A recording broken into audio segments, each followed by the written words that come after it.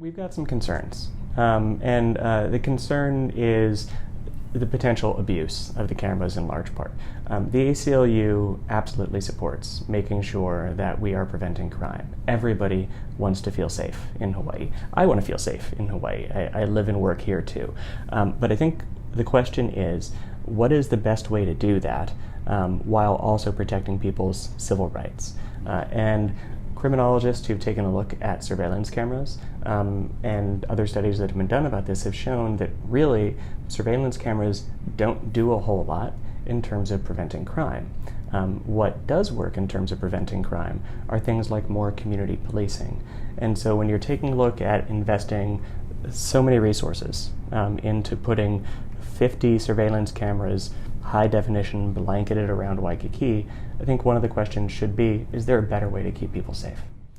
I haven't taken a look at the most recent statistics to know how much of an increase in crime there's been. I know that when the mayor attended the press conference that was announcing the new 40 cameras, he had mentioned that statistics had shown that Honolulu was one of the safest large cities in the country and he wanted to keep it that way. But because Honolulu is one of the safest large cities in the country, for the most part without those additional 40 cameras, it would seem like the better way to go would be to take a look at what's been keeping the city safe in terms most likely of things like community policing and double down on that, rather than putting such a substantial investment into surveillance cameras. The other thing to keep in mind is that even that initial outlay of funding is almost certainly not going to be the final cost of these cameras. So, for instance, Seattle had put cameras in some of the areas around that city. They'd spent something like $800,000 and realized, I think after a couple of years, that it really did almost nothing in terms of reducing crime. And they ended up uninstalling the system because it wasn't worth the cost. Because it costs money to monitor the system, to store the footage that's being kept there, to do updates, because you are talking about software. This isn't just a one-time outlay of cash. And so we absolutely want to make sure that the community is being kept safe, but there are ways such as community policing that are generally considered more effective at doing that. There are a lot of questions that really need to be answered before the cameras are activated. I believe when it was announced that the mayor and some other city officials had said that the city council has to pass a resolution before the cameras can be activated. And so there are a number of questions that we would like to see answered before they do that. So for example, a couple of things if I can. Who is going to be monitoring the cameras? According to the press conference, for a large chunk of the day, volunteers are going to be monitoring those cameras, and then it's going to be turned over to city officials. Who is training the volunteers? Who is selecting the volunteers?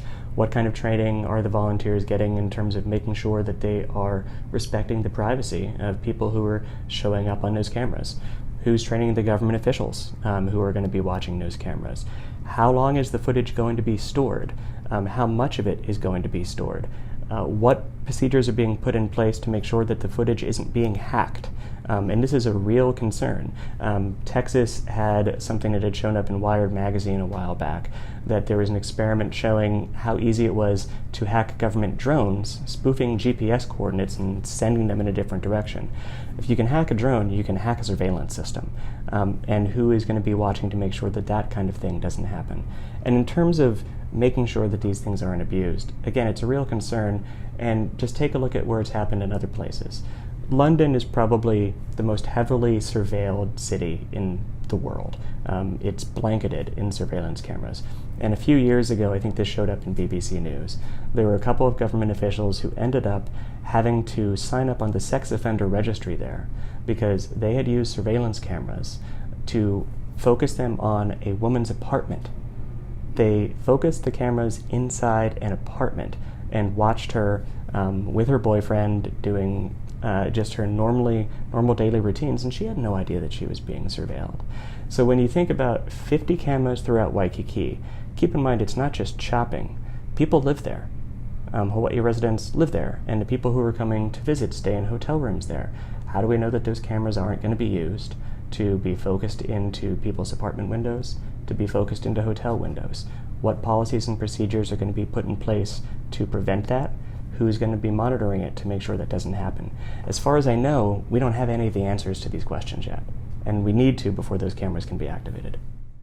Well, I think that having policies and procedures in place can certainly decrease the possibility of abuse and misuse of this kind of system, but there's no way to completely eliminate it. Once the technology is in place, really you're kind of talking about the genie being out of the bottle. Because I'm sure that in London they have policies and procedures in place. It didn't stop a couple of government officials from spying on an innocent woman in her flat. I am sure that in other cities like Seattle and San Francisco and Philadelphia, they had policies and procedures in place. It didn't stop in some of those cities from the cameras being focused largely on people of color. And they were the people who were the primary focus of the camera's attentions. And this was shown when those communities watched and determined whether or not those cameras were being used effectively. So the policies and procedures, at a minimum, have to be in place. But there's no way to completely eliminate the potential misuse of this kind of system. Well, you certainly hope that folks will do the right thing. I think everybody who lives here in Hawaii and everybody who lives in Honolulu and everyone who's visiting believes, and should usually believe with good reason, that the government is trying to both protect them and ensure their civil liberties. Those two things are not mutually exclusive. Not only should you be able to do both, but usually they mutually reinforce each other. When you're protecting people's civil liberties, you're generally doing a better job of keeping them safer. So no, I'd never say that abuse is inevitable, but when you take a look at what's been happening in other cities, it's been happening in other cities. And so if it happened there, it can happen here. People who do decide that they want to commit crimes simply go to another neighborhood where the cameras aren't there. So then the concern would be if someone says, well, then let's just put the cameras in that neighborhood too. Well, pretty soon you've got cameras blanketing the entire island. And at that point, you have massive civil liberties concerns, massive privacy concerns. It's worth remembering that the state constitution, Hawaii's constitution, has an explicit right to privacy written in to the state constitution. And there really is a concern when you start putting some of these surveillance technologies together, what happens? So there's also a technology, automated license plate readers, that are currently active here on Oahu. And these readers are only supposed to be used, as far as I understand, to track license plates to find cars that have been stolen. But the technology was provided by a public company, private company, I think it's called Vigilant. That company also does work with ICE, Immigrations and Customs Enforcement. And how do we know for sure that they're not taking the footage they have and passing that over to ICE? Then you take someone who's maybe an undocumented immigrant, and their license plate reader has been tracked. It's turned out that they're in Waikiki, and then someone who has a beef with undocumented immigrants starts tracking them around Waikiki. At what point does this become a real chilling effect on just people's everyday actions? Also, in some cities, one of the concerns they've had is often once you create this file, this record, this piece of surveillance footage, if the government is keeping it, it's generally a government record. For the most part, government records are open to public disclosure, as they should be. The government should turn over information that's publicly kept. But think about how that works here. Say you have someone who is representing someone in a divorce case. They decide to go get the public records to see whether one spouse has been cheating on another. That's not what these cameras are supposed to be used for, but they could be, and we don't know yet that they won't be, because we don't know what those policies look like. What if you have someone who has an issue with a coworker, and they decide that they want to see if they can find a way to embarrass that coworker? Maybe that person's doing something that's completely legal, but embarrassing, and they get access to that footage.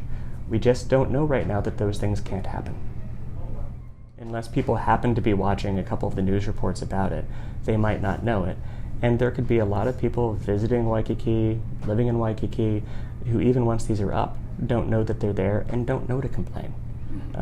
That's one of the reasons that we are trying to keep an eye out on protecting people's privacies, because you're talking about folks who don't know that they're being surveilled. And they don't know that they're being surveilled even though no judge has issued a warrant to surveil them. So it's hard to complain about something when you don't know that it's there. There are a few differences. If you take the police body cameras, for example, there are supposed to be policies and procedures on those, and they're generally activated when a police officer is having some kind of an interaction with someone else. that's a specific circumstance. Generally, the ACLU has actually supported that because sometimes people are stopped by a police officer for a reason. Sometimes they're stopped for no good reason. And it's good to have footage of that. So also this person who was stopped, say they were stopped for no good reason, they were stopped because of what they looked like. It's good to have a record of that to be able to prove in case something happens. So those kind of things can benefit both sides of the equation. And the ACLU is generally a government watchdog for the most part. Every now and then we do get involved with private companies and private individuals, but for the most part it's about government action. So if you have an Amazon Ring on your door or you have security cameras on your house, that's generally not going to be something that we're too concerned about. It's when there's government interaction. And I think there is a substantially different concern when you have some cameras scattered around and when you have 50 360-degree high-definition cameras on the top of light poles operating 24/7, being used to surveil people at all times, doing anything they do in a relatively small geographic area. Right. That's just a much larger concern. I don't know how many that they have there, and I don't know that the city or any government officials have released any information about whether they found them to be useful in preventing crime. That's the kind of thing I think it would be great for you to check that out and see whether or not they have that information. Like I said, indeed, other cities have reported that it just hasn't been particularly effective in deterring crime. Some of the things that have been suggested about why it's effective are that the police actually get to know the community and they build a lot of trust with the community that way. I mean, trust is a big factor. When you take a look at kind of the policeman or the policewoman who's on the beat and they're out and getting to know the community and developing relationships with business owners and developing relationships with the residents who live there, those folks, start to trust them and can go to them and tell them about concerns and tell them about things that they've seen that might be suspicious in the neighborhood. That trust is a huge factor. One of the other concerns that we've got here is I think people start to trust less when they know that someone in a government is just watching them through a spy camera at all hours of the day. Well, I guess you'd have to ask every single person. Right, okay. When I've heard about people being willing to give up some of their privacy, if you're willing to give up your privacy because you decide to have a Facebook account and you're willing to give out information about where you like to shop so that you can get sales from places that advertise on Facebook, that's one thing. You're making a knowing decision. I've made a knowing decision to be on Facebook and Instagram and Twitter. I've made a knowing decision to give Safeway a card because they go ahead and give me discounts, even though I know that they're tracking my purchases. Maybe that's a stupid decision on my part, but it's one that I knowingly made because I can see what the tangible benefits are of doing that. That is very different from having no choice in the matter. Of having government watching you 24/7 as you're just going about your daily life. I think that's a radically different decision point. The Detroit Free Press, I think it was, had reported that there was over-monitoring of communities of color, and that there apparently were people doing things like stalking ex-girlfriends and trying to get information that they could use to embarrass people that they didn't like. I don't think most people would do that. I think most government officials and most police officers, they're there to do the right thing. They're there to protect us, and they're there to make sure that community is being kept safer. But just a few folks abusing the system, misusing this technology, can cause a tremendous amount of chaos, a tremendous amount of privacy violation. And the question is, do we really need to do it? Because we want to keep the community safe. Criminologists have shown that video surveillance is not a particularly effective way of doing that. It is more effective if you take the money that you would spend there and instead invest it in things like community policing. I'm sure that people who are doing this are trying to find ways to keep people safer. I'm not assuming that someone has a nefarious motive in doing what they're doing. My concern, and I think the ACLU's concern with things like this, is that this technology, even if well-intentioned, is highly susceptible to abuse.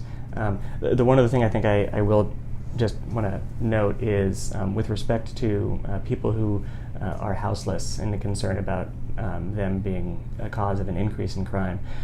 I think it's worth noting that just because someone is houseless doesn't mean they're a criminal. And those two things are far too often equated with each other. And here's just one example. You might remember, I think it was about a year ago or so, there was a fairly high-profile incident where a couple of tourists, a couple from Japan, was attacked in a bathroom in Kaka'ako. And people immediately assumed that it was someone who was houseless who had done it. Turns out it was a guy who lived in a house on the windward side of the island, and the attack was stopped by a couple of people who were houseless. So I think it's just always worth remembering that those two things shouldn't be equated. Just because someone doesn't have enough money to buy an apartment or a house in one of the most expensive housing markets in the world absolutely doesn't mean that they're just going to commit a crime.